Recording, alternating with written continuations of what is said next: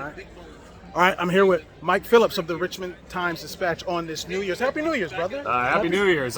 24. 24 is our year. 23 is a wipe out 24. Wow, already. All right, so let's do this good, bad, and ugly that I usually do with the beat reporters that I'm in the room with every single week. Let's do it. The good, the bad, and the ugly of what you saw on the first day of 2023.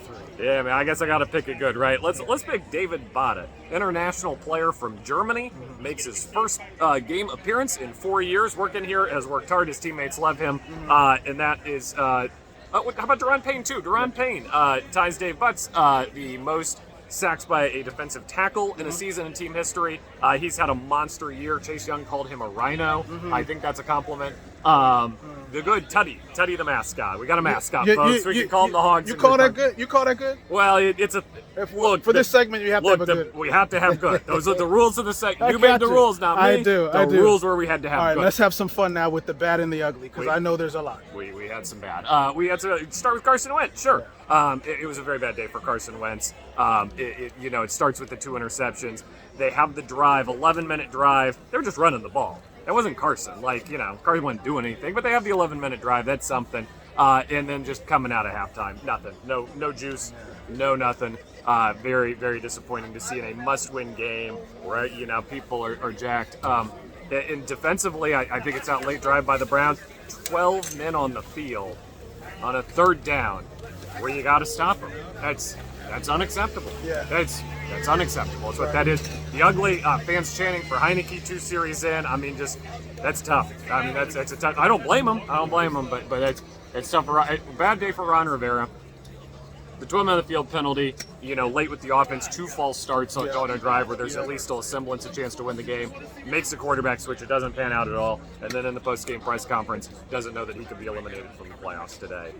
That's an ugly day for Coach Ron. Now, I think he's going to be around. I don't think Dan Snyder's going to cut a check to get rid of him, knowing he's about to sell the team. I think that's the next guy's problem now. But a tough day all around. And a must-win game. Right. I got to go back to Wednesday when you and I were at the facility, and Ron Rivera was talking about that they needed a spark, right? They needed a change.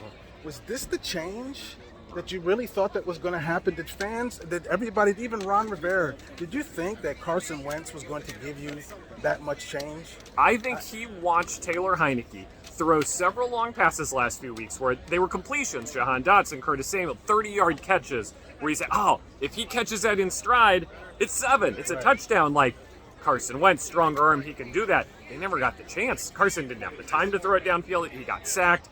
There was no opportunity to throw it downfield. There was no spark. I mean, just call it what it is, Lou. Yeah, no spark. There was no spark. I mean, I threw something out on social media. I said that, call it what you want, but this franchise owes Taylor Heineke a lot because he saved last season, right? And for the last 2 years, he's come in with injury quarterbacks, and we've seen a lot without getting training camp number 1 snaps. Yeah, listen, we've seen the Rex Grossmans, the Mark Sanchez's, on and on, to John Becks. We've seen so many people come in here and boo-booed all over themselves, right? He did not. So I said that, you know what?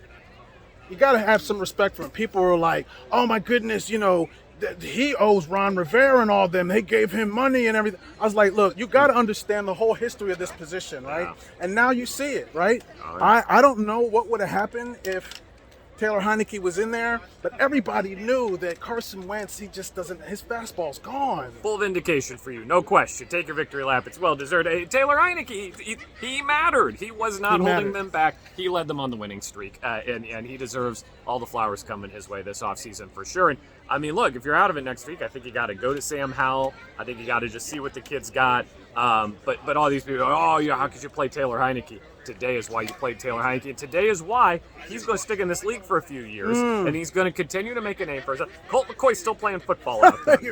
If you can be a good backup quarterback, Andy Dalton's still out there playing football, Joe Flacco's still out there playing football. He's going to be in that club of guys who are number 2s all through training camp, and then when the lights are on and he runs out there, he can do what you need him to do. What's going to be the mood out there in the park this week when we go out there? Whether they're still in it or whether they're eliminated, what do you think's going to be the mood out there? Because when we in the locker room right now, they just seem emotionally up and down like a roller coaster. You know, after that Giants game here, the loss, that was probably that was one of the most dejected locker rooms I've seen here. They put it all on the line. They didn't win.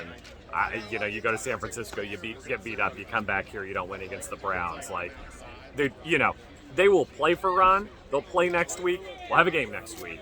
But I don't think. I mean, tough to have your heart be in it after that sequence of events. Tie in the Meadowlands. Tough loss here on Sunday Night Football. Get beat up against a good team in San Francisco. Like, even if they were somehow to make the playoffs at this point, like, you still don't feel great about the whole thing. Thanks so much for your time. Absolutely. That's my man, Mike Phillips.